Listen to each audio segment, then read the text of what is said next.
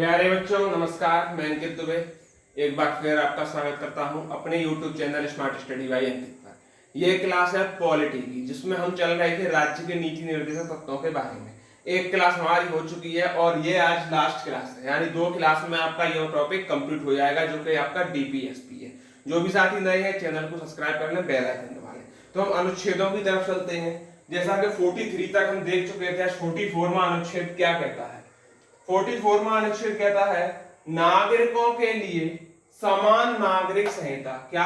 नागरिकों के लिए समान नागरिक संहिता, यानी इसमें हम कोई भेदभाव नहीं करेंगे, इतना ही इसमें कहा गया है। आर्टिकल 45 की तरफ बढ़ते हैं। 45 में कह रहे हैं बालपन पूर्व देखभाल व 6 वर्ष से कम आयु के बच्चों की शिक्षा, यानी 6 वर्ष से जो कम आयु के बच्चे हैं उनकी हम शिक्षा कराएंगे। बालपन पूर्व यानी कि बालपन में होते हैं बच्चे, यानी कि शैशव अवस्था बोलते हैं, उसमें देखभाल। इस चीज को अनुच्छेद 45 में अच्छे से समझाया गया है। अनुच्छेद 46 कहता है एससी एसटी व कमजोर वर्ग के शैक्षिक आर्थिक हितों को बढ़ावा देना, यानी कि जो कमजोर वर्ग है उनको हम शिक्षा के स्तर और भी आर्थिक स्तर यानी कि पैसे के मामले में उसको हम बढ़ावा देंगे। ये कहता है हमारा आर्टिकल 46। आर्टिकल 47 की तरफ चलते हैं तो पोषाहार को बढ़ाना, जीवन स्तर सुधारना और जन स्वास्थ्य की स्थिति बेहतर करने संबंधी सरकार का कर्तव्य है। यानी सरकार क्या करेगी? पोषाहार को बढ़ाएगी। ठीक, आगे कह रहा है कि जीवन स्तर सुधारेगी। जब पोषाहार मिलेगा तो उसका जीवन स्तर अपने आप सुधरेगा। ठीक, और जन स्वास्थ्य की स्थिति बेहतर करेगी। इससे क्या होगा कि जन स्वास्थ्य की स्थिति भी कैसी होगी? बेहतर होगी। तो पोषण स्तर मिलेगा, जीवन स्तर सुधरेगा तो स्थिति भी बेहतर होगी। सरकार का कर्तव्य है। अब चलते हैं आगे के आर्टिकल की तरफ। आगे चलते हैं। आगे हमारा आर्टिकल 48 है। क्या है? आर्टिकल 48 कहता है कृषि और पशुपालन का संगठन, यानी कृषि और पशुपालन के बारे में बात कहा गया है। इसमें ज्यादा कुछ सोचना नहीं है। कृषि पशुपालन आर्टिकल 48। आर्टिकल 48 का ए, इसमें मैं वेरी वेरी इंपोर्टेंट डालता हूं, आप लोग इसको नोट कर लें। कई बार क्वेश्चन पूछा गया है आर्टिकल 48 ए से कि पर्यावरण संरक्षण और संवर्धन तथा वन व वन्य जीव की सुरक्षा। इसका मतलब क्या है? पर्यावरण का संरक्षण करेंगे हम, पेड़ पौधे नहीं काटेंगे। ठीक, तो उससे क्या होगा? वन और वन्य जीव की रक्षा होगी, तो वो पेड़ों के नीचे बैठेंगे। ठीक, तो उन्हें आराम मिलेगा। पेड़ पौधे काट दिए जाए तो बेचारे जानवरों को क्या होगा? धूप से व्याकुल हो जाएंगे। तो इसीलिए आर्टिकल 48 कहता है कि पर्यावरण संरक्षण और संवर्धन और वन व वन्य जीव की सुरक्षा। ये कई बार पूछा गया है, इसलिए वेरी इंपोर्टेंट मैंने डाला है। आगे आर्टिकल 49 पर चलते हैं। स्मारकों और राष्ट्रीय महत्व के स्थानों व वस्तुओं का संरक्षण। राष्ट्रीय महत्व के स्मारक कौन कौन से होते हैं? जैसे कि ताजमहल राष्ट्रीय स्मारक है। जो भी पर्यटन स्थल सभी राष्ट्रीय स्मारकों में आते हैं। और राष्ट्रीय महत्व के स्थान, राष्ट्रीय महत्व का स्थान भी है, वो फेमस जगह है, तो उनको हम संरक्षण प्रदान करेंगे। ये आर्टिकल किसमें कह रहा है? तो बच्चों आर्टिकल 49 में कह रहा है।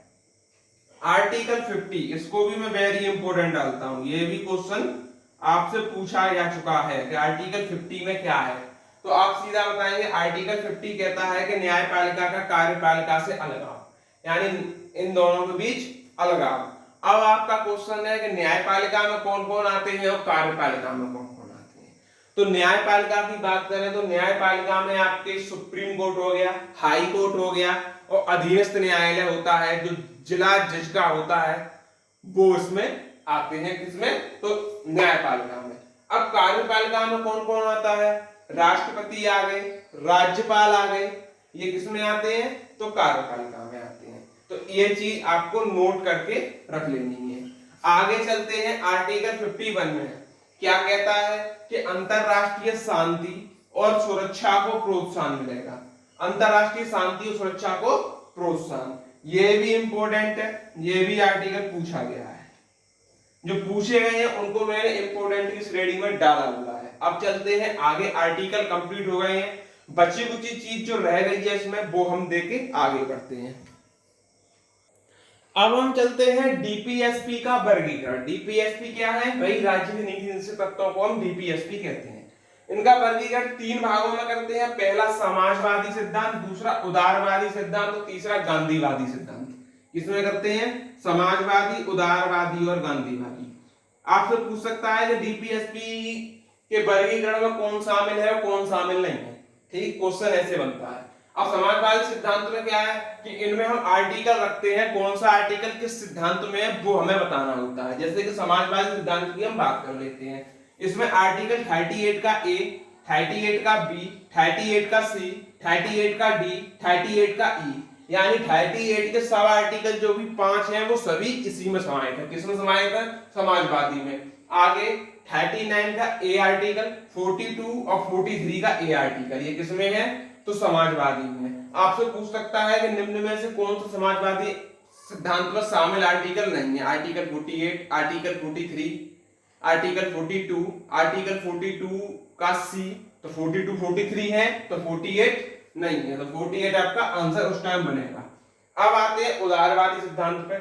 उदारवादी सिद्धांत की बात करें तो आर्टिकल 44, 45, 48, 48 का ए इसमें आता है, 49 आता है, 50 आता है, 51 आर्टिकल आता है, ये आपको याद रखने हैं।